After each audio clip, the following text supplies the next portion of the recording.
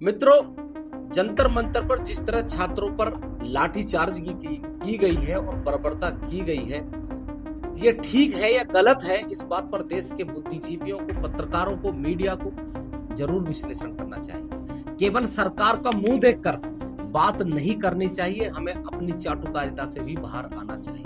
हमें बात करनी चाहिए कि जब पेपर लीक हुआ था, छात्रों में इस बात का रोष था, और जब ये बात आगे बढ़ी, छात्रों ने इस बात की मांग की कि धर्मेंद्र प्रधान का इस्तीफा होना चाहिए, तो सरकार को इस पर अपना ऑफिशियल स्टेटमेंट देना चाहिए था। या तो धर्मेंद्र प्रधान से इस्तीफा देते, क्योंकि वहां उड़ीसा में और भी सांसद हैं, किसी को भी आप मंत्री बना सकते थे। आखिर धर्मेंद्र प्रधान में इतना इंटरेस्ट क्यों? हमें बात करनी चाहिए कि 20 जून से अब तक सरकार कहां थी और सरकार की इंटेलिजेंस कहां थी। इस पूरे छात्रों के इस एजेंडे को वास्तव में देश विरोधी ताकतों ने और विपक्ष ने, वामपंथियों ने कब्जा लिया। तो इसमें किसकी गलती है? इसमें सरकार की गलती है। हमें इस पर भी बात करनी चाहिए। हर हर महादेव मित्रों, मैं छोटा नरसिंह अनिल यादव एक बार फिर स्वागत करता हूं आप सभी। मित्रों, 20 जून से अब तक चले इस प्रोटेस्ट में बहुत उतार चढ़ाव आए। बहुत लोग इस पर भूख हड़ताल पर बैठे, नाना प्रकार के व्यक्ति इसमें शामिल। इसकी गलती किसकी है? ये सरकार की साफ तौर पर गलती दिखती है, लेकिन हम बिल्कुल अंधभक्त के तौर पर केवल सरकार की वाहवाही करने में जुटे होते हैं।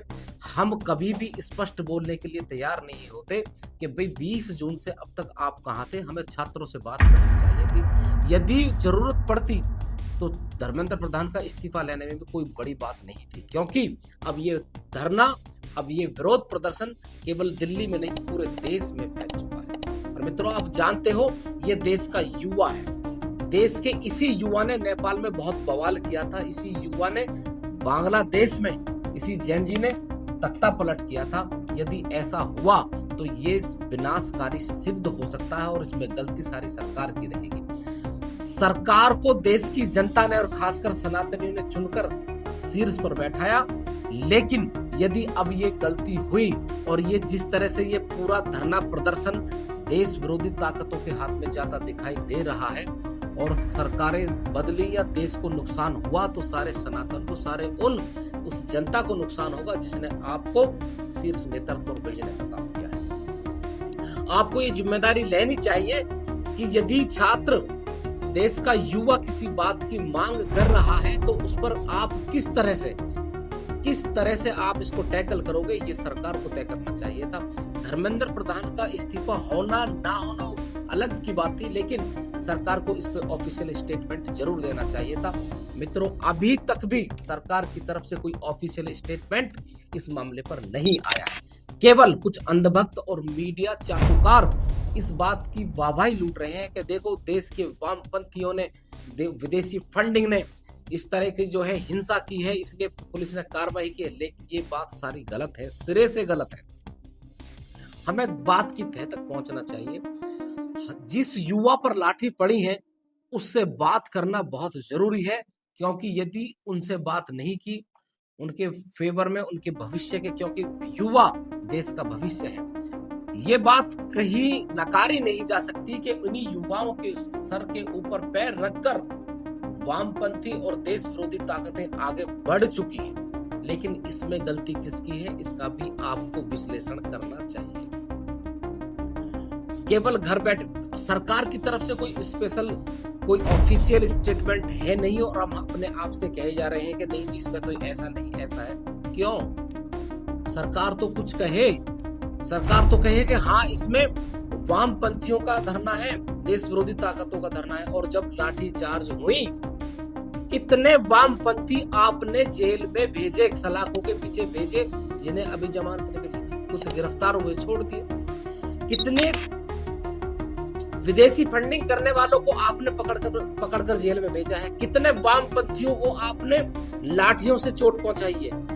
रिजल्ट 0/0, और अभी तक भी कोई भी सरकार की तरफ से कोई ऑफिशियल स्टेटमेंट है भी नहीं।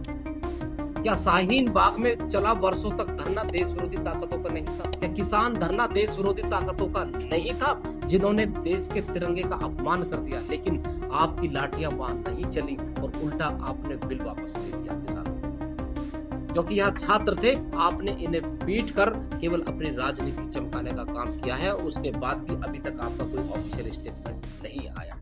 इसलिए हमको सरकार से पूछना चाहिए, क्योंकि आप शीर्ष नेतृत्व पर बैठे हुए, उस जनता का क्या होगा जिसने बहुत भरोसा करके आपको ऊपर तक पहुंचाया। यदि देश को कोई नुकसान होता है तो ये आपकी कायरता, अकर्मण्यता और आपकी कमजोरी से होगा। आप ही इसके जिम्मेदार होंगे और देश का इतिहास आपका नाम काले पन्नों में दर्ज करेगा, क्योंकि देश की जनता ने आप पर विश्वास करके कि आप सनातन के रखवाले बनोगे, आप देश के रक्षक बनोगे, वहां तक पहुंचाया। लेकिन सब कुछ नकली निकला, आप केवल सत्ता भोगी बनकर बैठ गए। मित्रों, इस बात का विश्लेषण हम सबको करना चाहिए। केवल ये कह देना कि ये सारा वामपंथियों का, देश विरोधी ताकतों का धरना था इसलिए पिटे हैं, ये बात गलत है। ये देश का उस दिन काला दिन था, ब्लैक डे को घोषित करना चाहिए, क्योंकि इसमें देश के युवा पिटे। इसमें कोई भी देश विरोधी ताकत वाला नहीं पिटा, इसमें कोई भी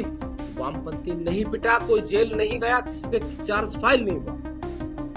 आप बताएं सामने आकर के कितने वामपंथी, कितने देश विरोधी ताकत वाले लोग, कितने विदेशी फंडिंग करने वाले लोग अपने जेल के सलाखों के पीछे भेजते। मित्रों, आपको ये वीडियो कैसी लगी आप कमेंट में जरूर बताइए। मिलते हैं अगले वीडियो में, तब तक के लिए हर हर महादेव।